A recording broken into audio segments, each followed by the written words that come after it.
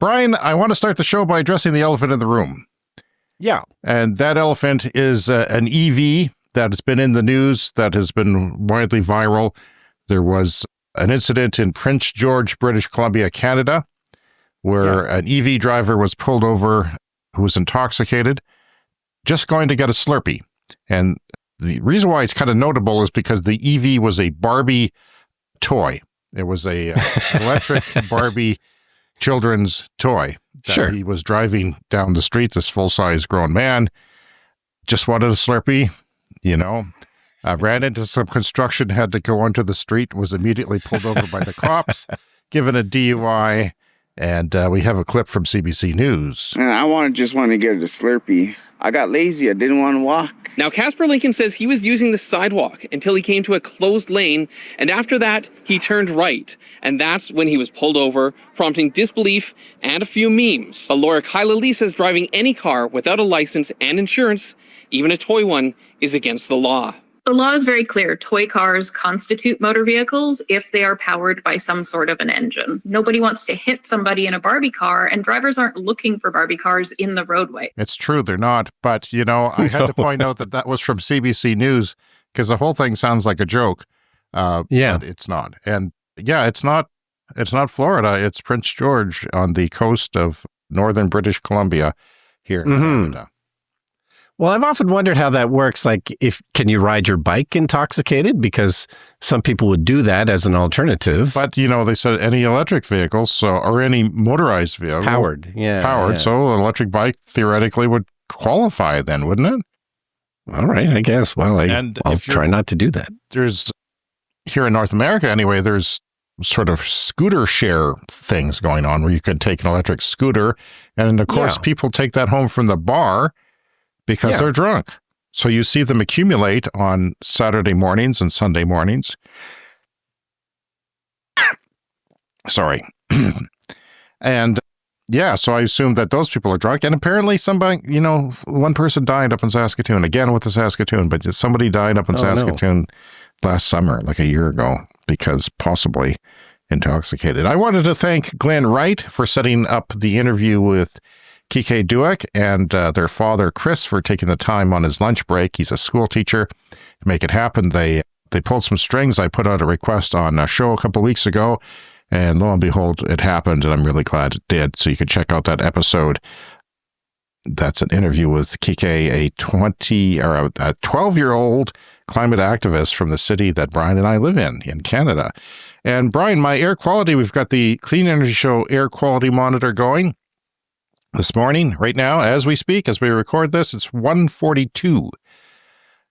Now, that deviates from the rest of the city again. And it sometimes goes back to the rest of the city, but I'm smelling the steel mill. So we were talking about how it's not picking up the refinery because they're filtering the particulate matter. Well, I don't think it's filtering the particulate matter. I'm starting to suspect it's not filtering the particulate matter from the steel mill, which is an electric arc furnace, not a coal, powered one, but it still puts out pollution. And to be fair, the air is rarely softly wafting in from the northwest, but today it is. And my air quality, before we go on, is the same as a city in the Democratic Republic of Congo, which is number 1. And it is, if I look closely, roughly 155. And I'm 142. And so if I was a major city in the world, I would be number 2 right now. The Clean Energy Show would be number 2. And Lahore, Pakistan is 124, and city in Indonesia and Dubai are following that. And that's super interesting because once you added your monitoring station, it's just more data, right? There's a handful of these in our city, but you can get one of these and add it to this network. And then the more data exists, the more we know about this kind of thing. And you're sort of proving that it can be quite sort of localized. Yeah, we're basically citizen scientists here, and that's what they call it. And they encourage you to do that. And it's a good feeling to do that, to contribute, because as you know, I'm not really a scientist. I just... What? I've never you just play one on a podcast. Never even played one on TV, but maybe on a podcast. So yeah, that's that's what's going on now. I expect the wind to shift and we'll be more in line with the other monitors, which are just picking up wildfire smoke, which is pretty bad too. And again, it's in the orange for wildfire smoke here in September when we're getting freezing temperatures at night sometimes. Yeah, so the air is getting worse today, but I'll say again, it was generally pretty good these last couple of weeks of summer. No, you haven't been checking the monitor. You've been living in your air-conditioned comfort with the windows closed and just assuming that everything's fine. But okay, well, there was a 13-day stretch in the end of August. I'll give you that, Brian Stockton. Okay, there we go. But that's considered good, a 13-day stretch. And that's by far the longest stretch we've had since we got the monitor, and probably since summer began in early May when the fires began. So it's really kind of hideous. And I've taken screenshots of the weeks of clean, days when we've had bad air, and I'm going to put them all together and see how many percentage of clean air days we've had. And it's bad because we're not right near the fires either. We're a few hours away from them at least, but we're getting it. And then, I can have a lot more of that later in my major segment in the show. Well, here's what I'm thinking of. Sunday afternoon, I spent the day at Swamp Fest, which is a local music festival here in our town, and it takes place on Willow Island, which is a man-made island in a man-made lake that we have in our city. And when they have the festival going on for the weekend, they have ferries running constantly back and forth, so you can hop on a boat, get over to the island, enjoy Swamp Fest, and the weather was just beautiful. The weather was just perfect. So, something like that happens and I think, it's back. Our wonderful summers are back. It was the perfect temperature. The air was good. The music was great. So, that's what I've been thinking of in the last couple of weeks. Okay. Well, let's just check the Clean Energy Show air quality monitor for Sunday it was? You say? Yeah. It was Sunday? Yeah. Well, let's just have a look. What happened on Sunday? Yeah, it was clean air. There you go. 37. So you're right. Yeah. And we did tons of biking on those 13 days that were clear. But you're right. That's atrocious that we shouldn't be happy that we have just 13 days in a row of clean air. And we had 3 days there. Now, some of these things are at night, they'll waft in at night and, maybe you're experiencing cleaner air during the day when you're conscious, but I still count that because it comes in my windows and kills me and shortens my life. So I don't appreciate that very much. Yeah, so Swamp Fest was good, but I still say that there was a lot of smoke in the upper atmosphere, and it was kind of gray, hazy. It wasn't the blue skies that we're used to. I don't remember that, but you could be right. Yeah, we just stopped looking at the sky because it's so bad now. We just don't look up, in other words. So on the Patreon podcast last week, you had an interesting segment on floating solar that rotates. So this is like a big barge of solar, and the whole thing rotates to follow the sun, which is an interesting thing. And I looked it up, and other people are doing that too. It wasn't just the people that you highlighted, but I thought that was an interesting story because they add 10 to 20% more electricity generated when you actually point right at the sun in the most ideal way. So, and I would think that would be pretty easy because everything moves quite easily on water, so you don't have to have a whole bunch of individual motors moving little racks of solar panels to track. Seems more efficient for sure. I wanted to note that we were talking about this place between the two major cities in our province that has a charger for us non-Tesla drivers, and they did get it fixed finally because it was a very busy charger. And I might even be going up there again. I made a couple of trips there recently, and I'll be doing some more. But they own another place in a town called Outlook, which is less than an hour away from that one, kind of out in the boonies. And they've disconnected one of their chargers because the power company is charging them too much money just to be connected, and it's not getting used.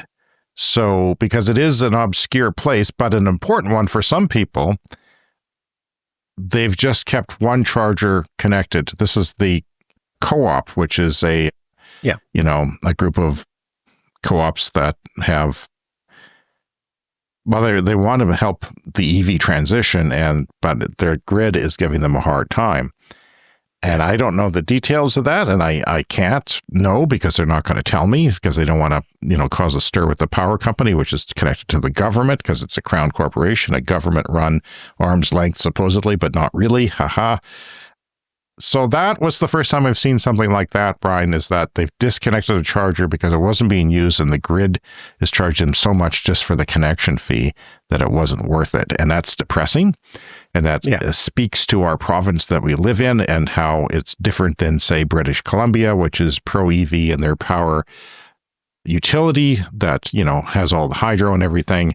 They're charging, they're trying to make this happen. They're not discouraging it. And that what's happening, maybe quietly, I'm starting to sense, is bad things in Saskatchewan. So maybe we should sue their ass too, because there's lots of lawsuits going on. The oil prices are sluggish. OPEC has opened up the taps, and our province here where we live relies on oil as one of our major commodities, and we have a big budget deficit because they misjudged the oil price. They thought it was going to be $71 a barrel and turned out to be $61 for a lot of the time recently. So that's bad. And in Alberta, they rely even more on oil next door to us, and they predicted $68 a barrel, which was a bit smarter for them, but they're losing a crap load of money. For every dollar that they miss on the estimate of oil, we lose $18 million over the course of a year. So if the average oil price is $10 less, that's $180 million, and that's a lot of money for our little province here of 1 million, 1.1 or 2 million people. Says our government didn't even mention oil. They don't like to mention that because they know I'll be on them. They'll know I'll be on them and make fun of them. For every dollar, it's worse in Alberta. So they projected $68 a barrel, and now they're going to grow their deficit by $1.3 billion because of oil being low. And I'm starting to get the sense that oil is going to remain soft, that this has been predicted for years now, that OPEC would open the taps and sell as much oil as they could once the peak of oil is reached. Now, we're not at that yet, but we're getting close. And they're starting to see the writing on the wall. Yeah, it's difficult to predict, right? Because you don't know what OPEC is going to do, and they have a tremendous power to influence the price. And so I wouldn't want to be the person trying to predict what the price of oil is going to be. But maybe you got to underpredict it. Maybe you have to be careful on that. And if it happens to go higher, then, well, great. But yeah. Under promise and over deliver. That's the only thing you can hope for. All right. So from Canary Media, New York State, and their fossil fuel ban. We've talked about this before, but it has now become official and has survived some court challenges. So this is very good news. On July 25th, the State Fire Prevention and Building Code Council approved an all-electric building standard, making New York the first state in the nation to prohibit gas and other fossil fuels in most new buildings. And as we've discussed before, 31% of New York State's planet-warming pollution comes from buildings. This is a state that has, say, less cars and car traffic than California, so buildings account for a huge part of their emissions. The new rules apply to new structures up to 7 stories tall for commercial and industrial buildings up to 100,000 square feet, and this starts at the end of the year, December 31st, 2025. Buildings bigger than that will get a few more years. They have to be all electric starting in 2029.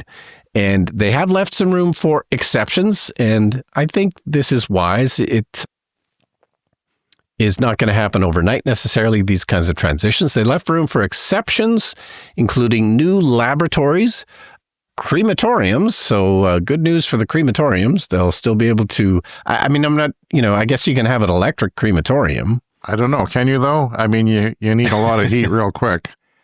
Yeah. Induction crematorium. And they're technically small businesses. Induction. They're technically small businesses, so you'd have to have a big power grid connection, and that might be an issue to get lots of electricity in there. Unless they had electric hearses, and then they could just draw from the big batteries in the hearses to fry people. Of the hearses and to do the cooking. I don't know. Anyway, restaurants are also on the list of possible exemptions, and large buildings whose owners can prove that the grid isn't ready to accommodate their sizable all-electric heating needs. And so, I suppose there are some possible edge cases here. And this was challenged. And on July 23rd, a federal district court in New York upheld the state's ability to implement the All-Electric Buildings Act. The groups challenging this in court included the New York State Builders Association, the National Association of Home Builders, National Propane Gas Association, and a few local union chapters for plumbers and electricians who alleged that it's preempted by the Federal Energy Policy and Conservation Act. And that was the same justification that was used in California. We talked about this in Berkeley. They were able to overturn this in Berkeley, California, and using that logic of the Federal Energy Policy and Conservation Act superseding it. But the New York judge was unconvinced by this argument, noting that the Berkeley decision relied on deficient interpretations of terms like energy use and is simply not persuasive. Interesting. When the plumber starts suing, that's interesting. Yeah, well, plumbers are generally in charge of the natural gas piping. That's done by plumbers. Right. Okay. So perhaps they're worried that a portion of their business is going to go away. Yeah. Well, that's reality, friends. We're getting rid of natural gas. Start to realize it. And there's going to be fights like this all the time now. Yeah, just New York is the first, and they were able to uphold it through court challenges, which is, good news. It is good news. And is that all? Yeah, that's it. Well, that's a big, long story there. Well, Brian, wildfire smoke is harmful, okay? It's more harmful than we probably know. The reason why I bring this up is because we have wildfire smoke here right now inside. My indoor clean energy show monitor and my purifier, I had to turn it off because it was going on high speed because wildfire smoke and possibly a steam mill down the road. But right now, if you look at the trees a couple 100 meters away, they are obscured by smoke.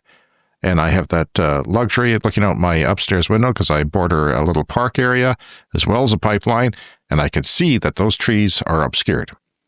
Well, that's generally what I do. I look out my bedroom window and I can see sort of far enough in the distance that I can judge the amount of haze for that day. Yeah, it's kind of like your own little laser particle, PM2 2.5.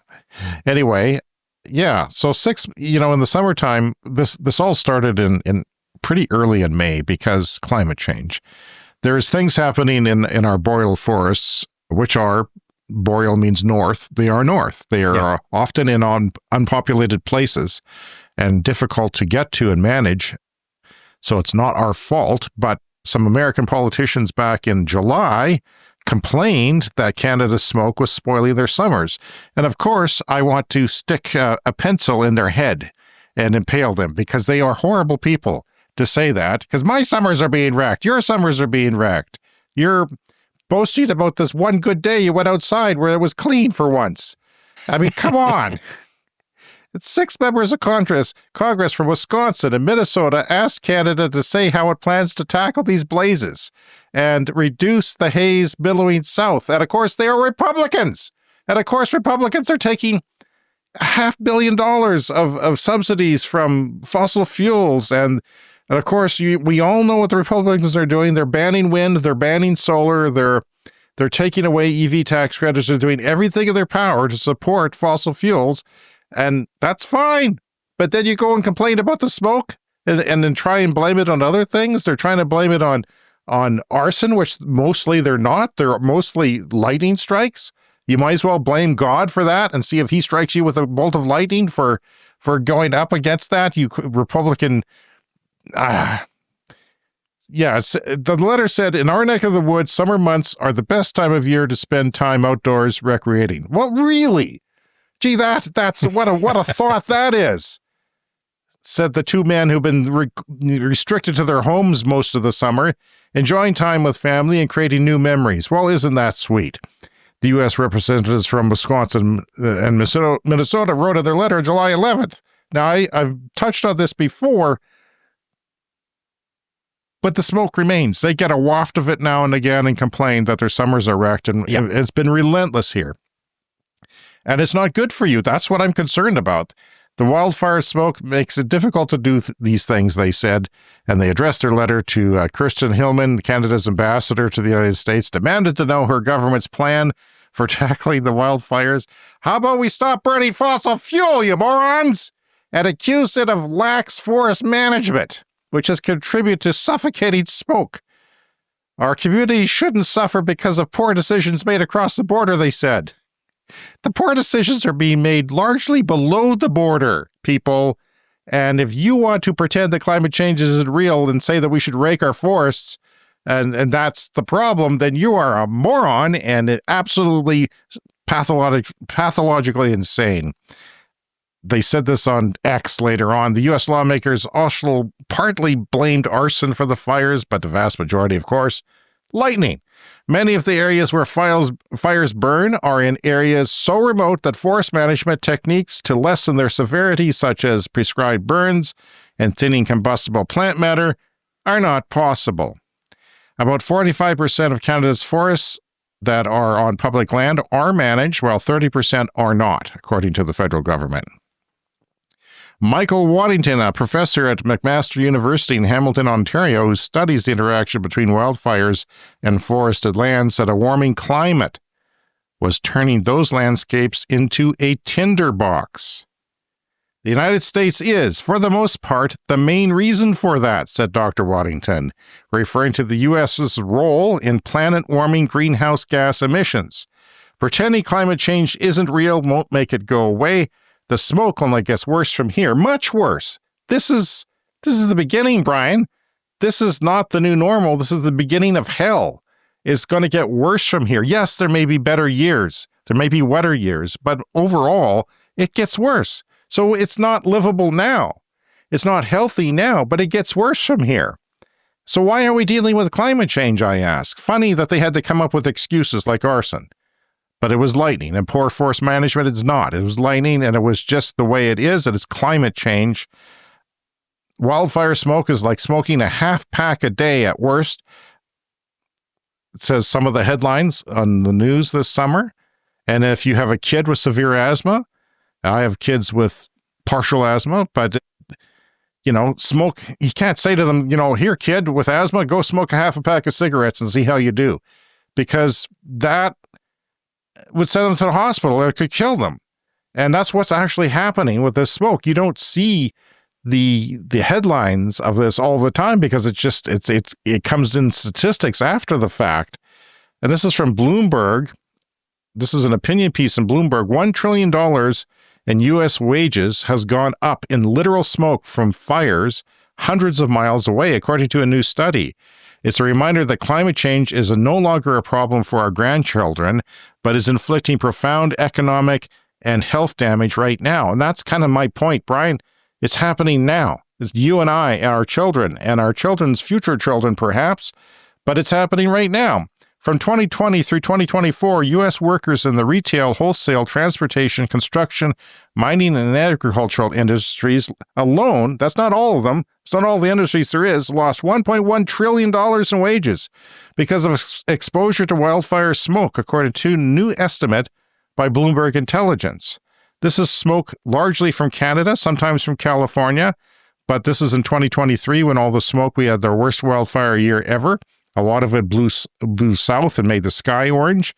Smoke causes people to miss work and generally to be less productive. The study only looked at a quarter of all the industries in the U.S., so it could be a lot worse than $1.1 trillion. It could be much, much higher.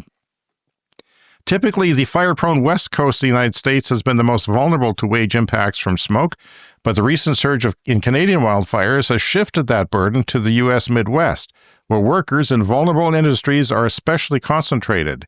In some counties in Minnesota and the Dakotas, more than a quarter of all wages in these industries were lost in Canada's record wildfire season of 2023, according to Bloomberg Intelligence. During the Canadian wildfires that year, when smoke wafted across much of the U.S., emergency room visits for asthma increased by nearly 20%.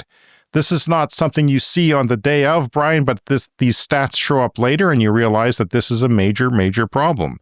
And this is from Vermont Public Radio. Climate scientists say when the air is very hot and dry, trees function almost like straws. The hot, dry air sucks moisture out of the soil and plants, a bit like kindling or firewood curing in a woodshed.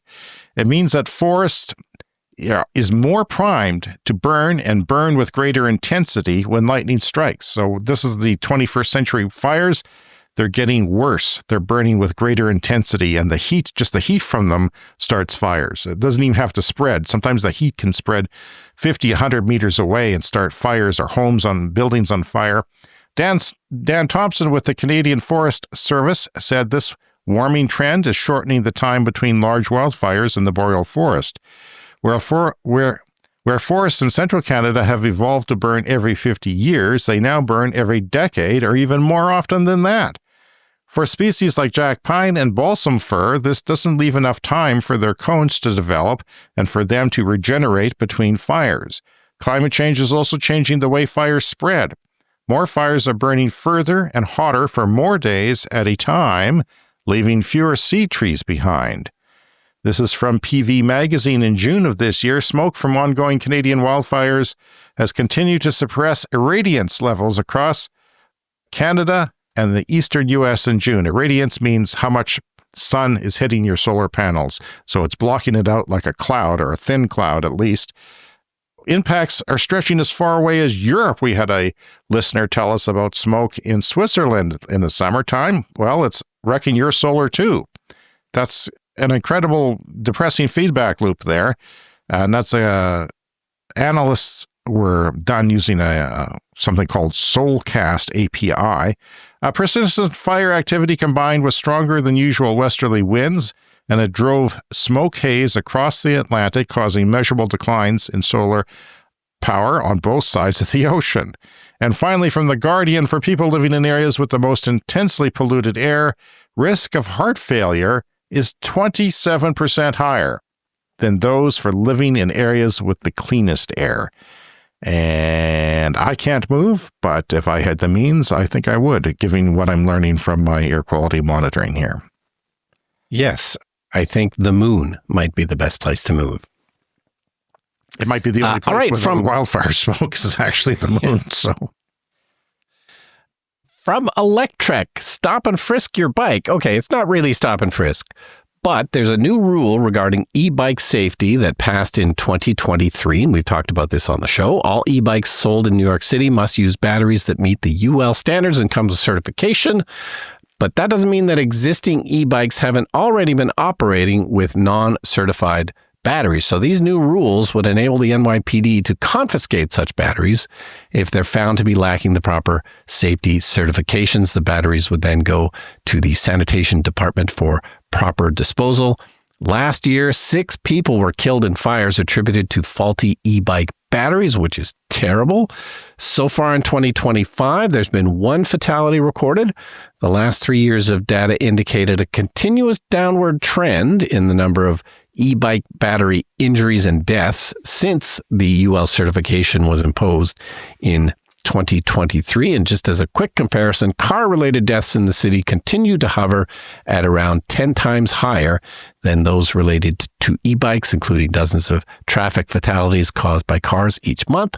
However, those numbers are also trending downwards, and that's part of a larger trend that correlates with the introduction of congestion pricing in New York that we've talked about it.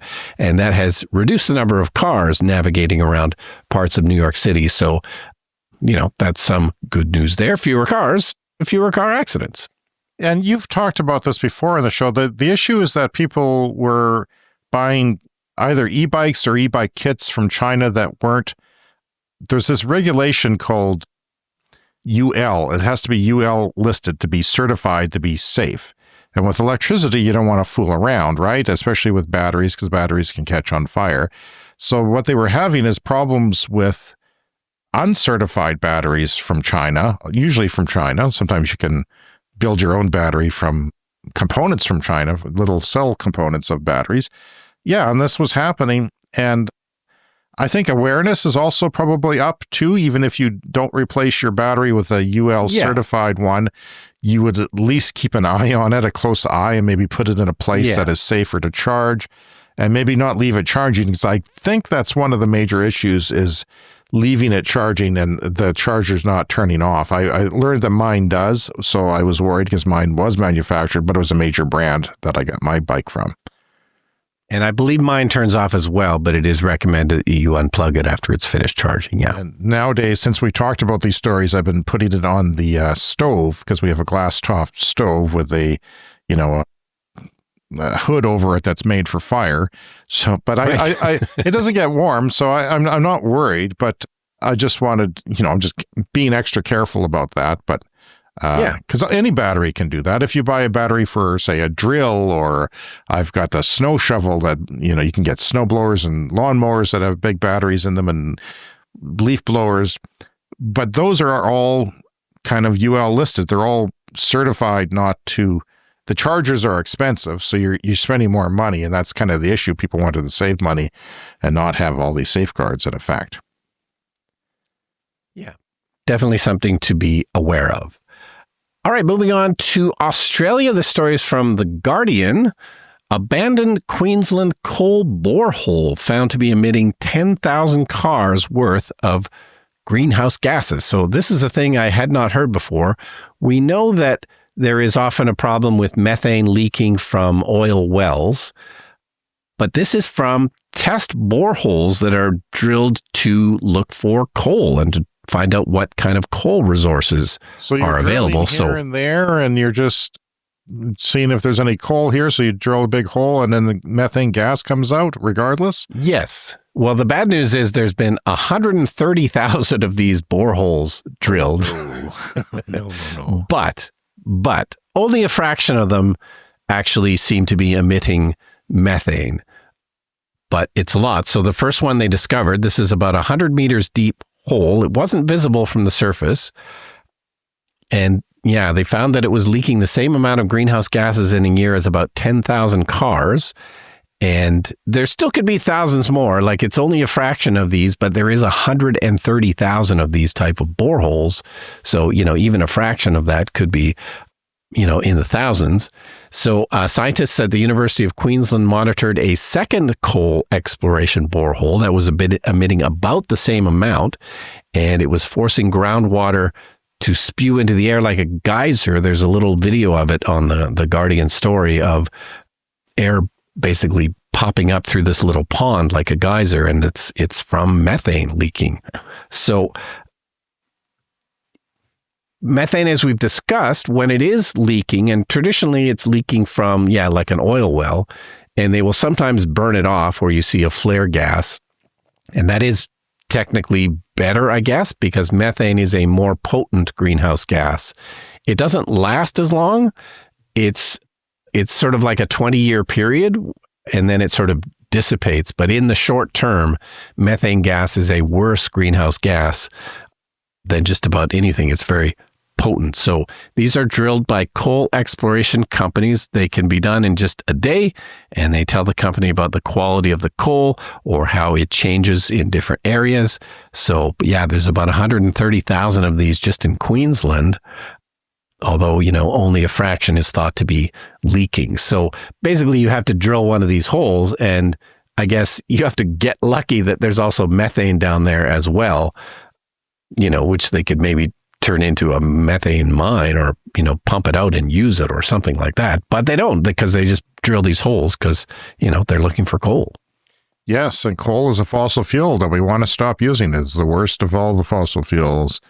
And even looking for coal is hurting the climate, which is just sickening. And we know that the cleanup of the fossil fuel industry is a huge, huge problem that, oil wells are often not properly cleaned up afterwards. So, it isn't just the expense of drilling the hole and getting the oil, but it really should be the expense of then cleaning up that hole or these boreholes. You can plug these boreholes if you if you want to do the right thing. But, the fossil fuel economy has many, many downsides that, again, are often not talked about. And it's often your government that ends up paying for the cleanup in these kinds of situations. And that's what I'm really worried about when these companies do go bankrupt, smaller ones, medium ones.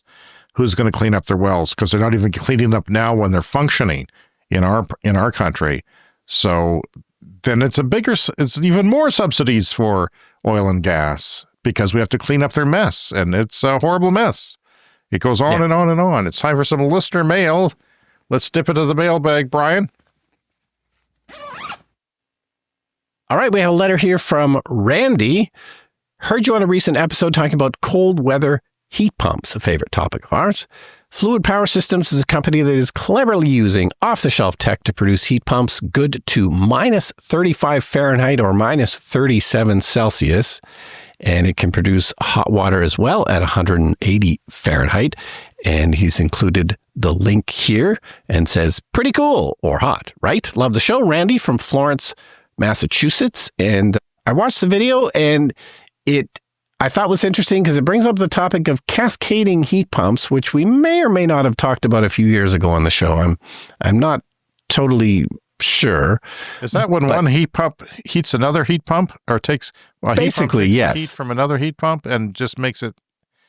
I'm just using my brain here, what's left of it, to guess. But is that what it is? The context clues. Yeah. Yes, most heat pumps are a single unit, like a single closed system of fluid, but a cascading heat pump could have maybe 2 or 3 different loops. And it's usually a type of refrigerant in these loops. And when you've got sort of a single unit heat pump, it's like, well, you just have to pick the best fluid for that. And, those can work pretty well. But yeah, the idea is that you can have like 3 different stages to your heat pump that have 3 different perhaps liquids in them. And one can feed to the other one to feed to the other one. And it allows you to go even colder in terms of your efficiency for your heat pump. Now, I just want to point out that a heat pump is like a reverse air conditioner, because we get complaints that we get too technical here. And but there is a heat pump in your refrigerator. You may feel hot air blowing out of your refrigerator. That's because it is transferring the heat energy from inside, even though it's not that temperature, just taking out that heat and blowing it out and cooling it. And what a heat pump does for a house is reverse that process.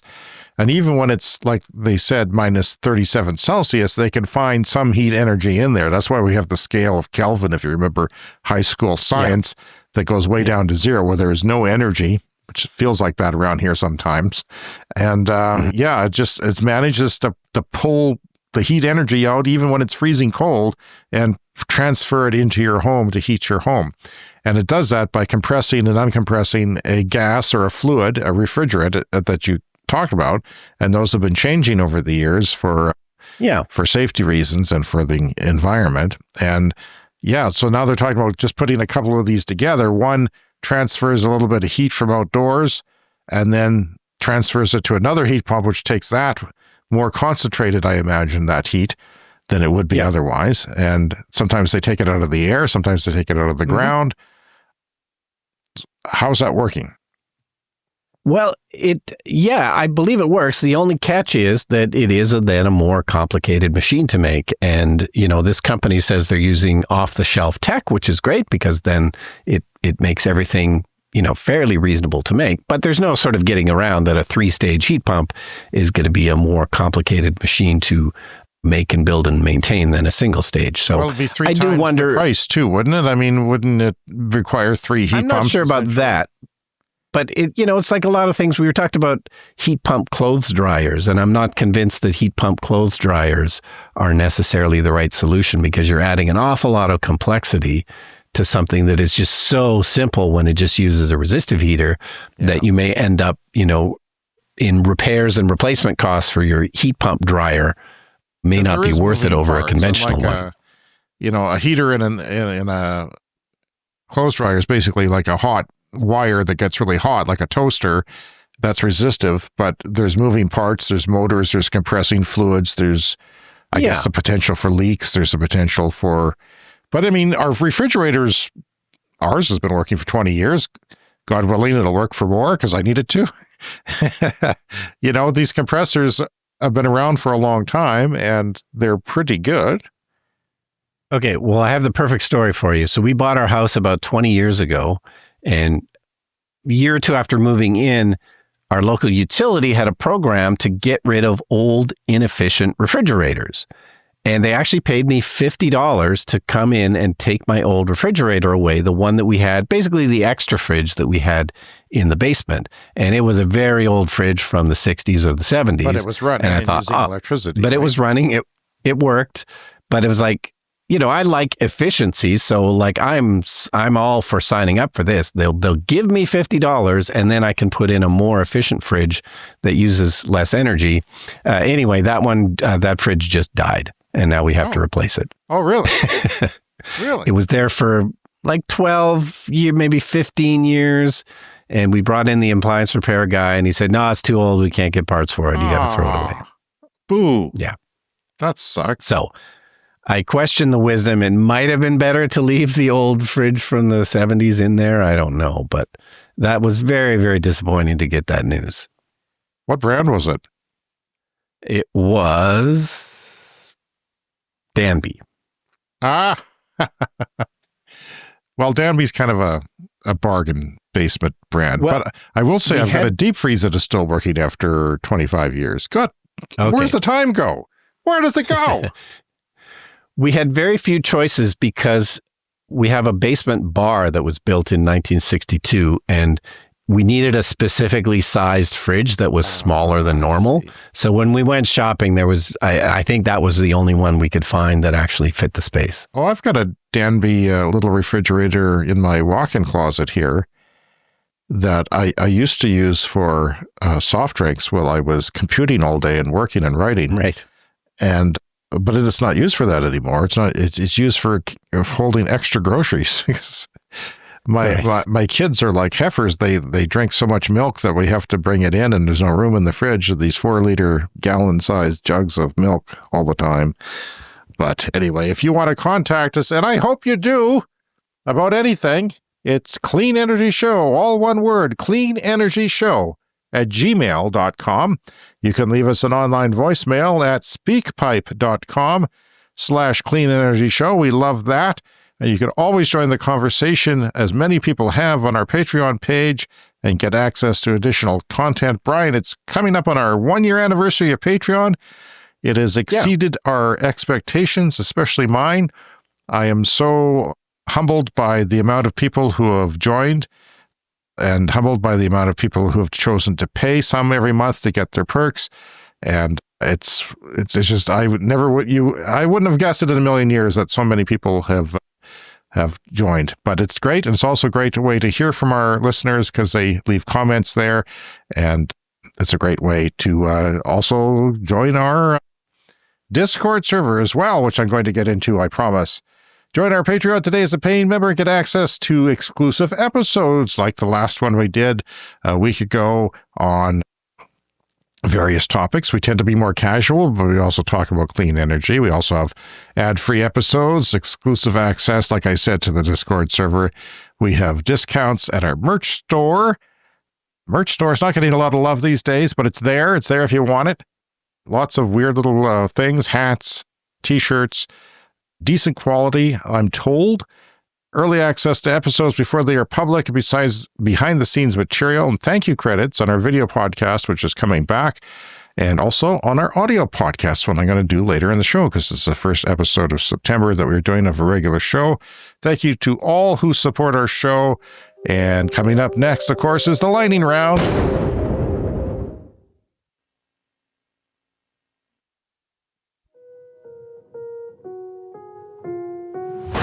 It's time for the lightning round. The lightning round is a fast-paced look at the latest headlines in climate, clean energy, and transportation. Blue Eddy has unveiled the world's first sodium-ion portable power station. What's a portable power station? Well, it's kind of like a generator, except it's not a generator, it's a battery. And it's got different outlets, it's got a fan on it, it's got different things on it. It kind of looks like a little generator, like a big bread maker-sized item. and they're usually lithium ion. You're familiar with the lithium ion batteries, but you may not be familiar with the upcoming tech. This is notable because we talked about sodium ion coming from China going into cars. This is an actual product you can buy off the shelf now with a sodium ion battery. It can be charged as low as the temperature of minus 15 degrees Celsius. That's not the outdoor temperature. That's the temperature of the battery. If you leave it outdoors at minus 15, you can charge it at that temperature. But it will continue to work down to minus 25, which is pretty good. That's one of the great qualities of sodium ion, which is why I'd like to see them maybe come to electric cars where we live in Canada, in the coldest part of Canada here. It would be kind of nice. And it supports 1,900 watts of solar input, which is quite a bit of power that you could throw in there if you want to charge it up, say at a cottage or a camper. And it offers a 4,000 cycle lifetime. Compare that at 1,000 cycles for lithium-ion batteries. Complete discharge and charge of around 1,000. It weighs about 16 kilograms, which is about 20 to 25% heavier than comparable lithium-ion battery power stations. And that's the rub. Yeah. That's the payoff. The penalty you pay is you have to have it heavier, which is not great for electric cars, for long-range electric cars anyway. Yeah, it's one of the issues with putting them in electric cars is the heavier weight. But of course, these formulas are always improving, and it's, already being offered in some cars in China. So it seems like a doable technology. CATL, that's the world's largest battery maker, and they are from China, not surprisingly, launched its new Shenzhen Pro on Monday, the world's first lithium iron phosphate battery that has over 470 miles of range. That's 558 kilometers of WLTP rated range, which is overestimating it from real world, but maybe 400 miles, maybe something kind of close to my Chevy Bolt EV, which is about 417 kilometers of range or something like that. But it is the first lithium iron phosphate battery with high range for cars. And here's the rub of it. It charges in only 10 minutes. 10 minutes. So that would be cool. Yeah. If you could find all these different formulas, and each of them have their own kind of specialties.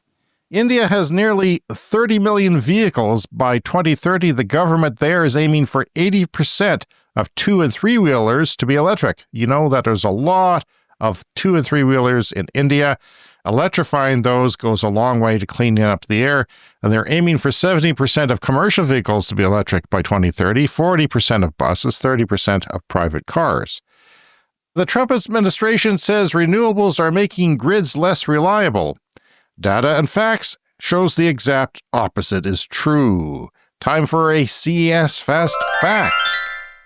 Well, what are the main risks of death worldwide, Brian? High blood pressure. Number one. Yeah. I've almost died on the show many times, but thanks to the Clean Energy Show defibrillator, I've come back to life and not died when I get angry. Air pollution is number 2. If you combine indoor and outdoor air pollution, it is the number 2 killer. And smoking is number 3. So, it's more dangerous maybe at some point for you and I to live here than it is for smoking. So, combine the two, and you're probably in a bad way if you smoke and live in a highly polluted area. High blood sugar is 4. Outdoor particulate matter by itself is 5, obesity is 6, and high cholesterol is 7. So, if we didn't have all those problems as it was, we've now got pollution from fossil fuels and climate change. California continues to use less fossil fuel on its electricity generation than in previous years. 19% less. There's a mix of different things that goes into making electricity for your home and everywhere else. Coal was a big one. Natural gas is easy and relatively cheap, but then there's solar and wind and hydro from hydro dams and other things like a little bit of geothermal in there. But anyway, they're using 19% less fossil fuels to make all the electricity in California and 39% less than just 2 years ago. So that's working. California is one of those places that is living in the future, or at least the present. Over the last 12 months, the United States added 13.2 gigawatts of battery capacity. I'll say it again, a gigawatt is pretty much what a nuclear reactor can spit out in electricity measurement. But this is putting out 13.2 of battery capacity. That is the amount that it can put out at any given moment, the peak it can put out. That's up 50%. The batteries that they are putting on the grid, and they're using batteries to make solar last longer, and we can use solar more often if we put batteries there. We can stabilize the grid. It's up 50% in the United States more than a year ago, and that analysts are saying that's going to keep going. Regardless of what the jackass in the White House does and the administration, it doesn't matter. U.S. Homeland Security Secretary Kristi Noem said Monday she doesn't think the detention of hundreds of South Koreans in an immigration raid at the Hyundai plant in Georgia will deter investment in the United States. She is wrong. The Chinese-made Neo Firefly scores 5-star rating in Euro NCAP crash test. That's important because the perception of Chinese vehicles is that they're crappy and they're not safe. Not true. The actual opposite is true. They actually care about safety in China, and they care about quality in China as well. This marks the latest safety recognition for the Firefly. This is a car in Europe following its top score in China's crash test at the end of July. So they're going to be selling those in Europe. And if you want to sell them, you got to crash it and see how safe it is. So the consumer can have a rating to see how safe it is before they buy it. There's a huge backlog in gas turbines. What's a gas turbine? A gas turbine is something that turns natural gas into electricity. It is used for when you come home from work and you want to get a peak power. They have to raise the power really fast. So they use it's almost like a jet engine. But there's also gas turbines that just make gas into electricity, right?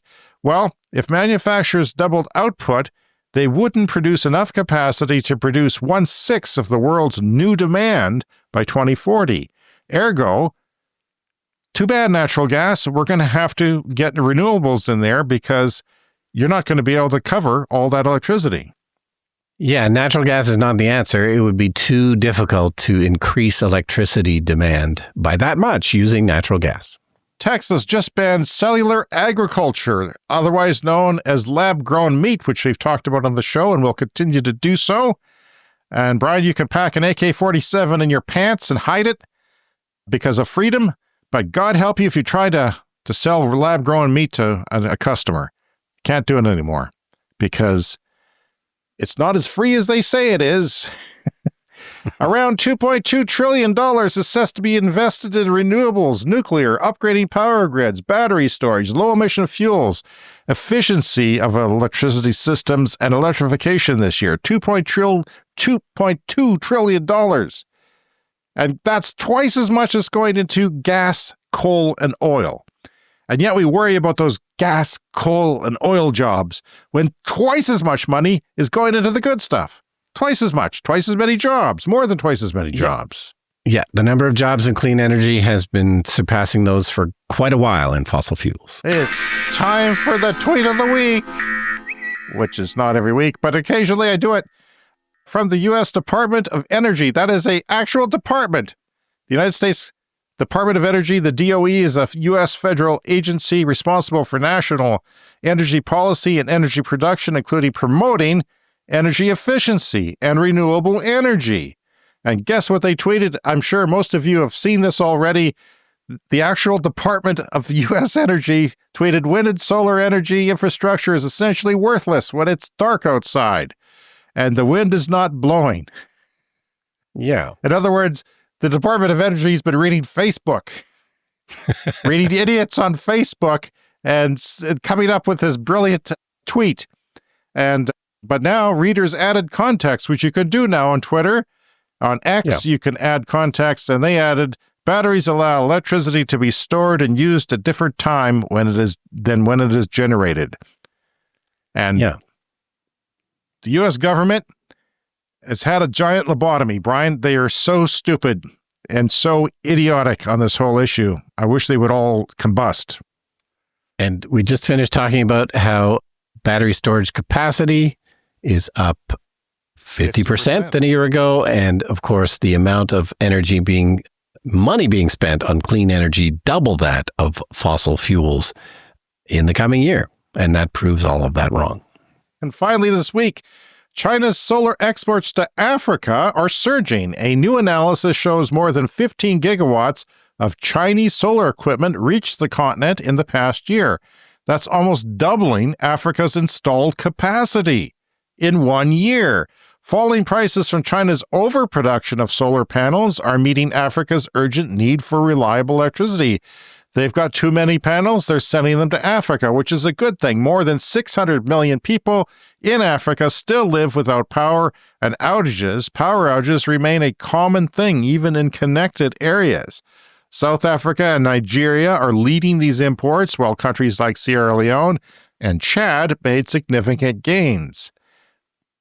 Whether through large solar farms or rooftop panels, the shift signals a major takeoff in Africa's clean energy transition. They are behind, and they can do it. And of course, they have great solar resources to do it. Well, I don't know, James. Maybe someone should tell them that it's dark out at nighttime. Oh, that time when we don't use very much electricity? Okay, very good. All right, then on that note, that is our show for this week. You can contact us, cleanenergyshow@gmail.com. On social media, we're Clean Energy Pod, and of course, there is our Patreon at patreon.com/cleanenergypod. And don't forget about that merch store if you'd like some merch. And remember to hit the follow or subscribe button on your podcast app to make sure that you get our new episodes that are delivered every week. So if you join our Patreon, you can get perks, and you can start for as little as $1 US per month. But if you get up to the Clean Club and beyond level, you get a shout out once per month for supporting the podcast. And I'm going to do that right now. Our Clean Club executive members are Green Bastard and Brent Routley. Clean Club Plus, Bob Armstrong. Shout out to Bob. John Hayes. It's Hayes, right? I keep forgetting. It's Hayes. I think Hayes. And Wes S. And the Clean Club is Noah Cook, Denny and Linda, Jonathan Dick, Andy Fessler, Josh Engen, Sean Hines H., Sean Hines, Timo Kellenberger, Landon Yu, Peter O'Donnell, Weldon Penner, Robu, Roshan Gervais, and Richard W. Thank you so much for you guys for supporting the show. And if you have any ideas of what we should be doing for perks or how that should be structured, always let us know. Thank you all for supporting climate positive.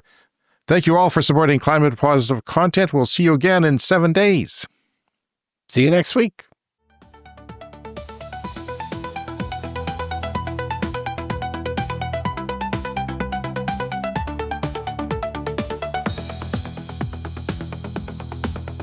The Clean Energy Show.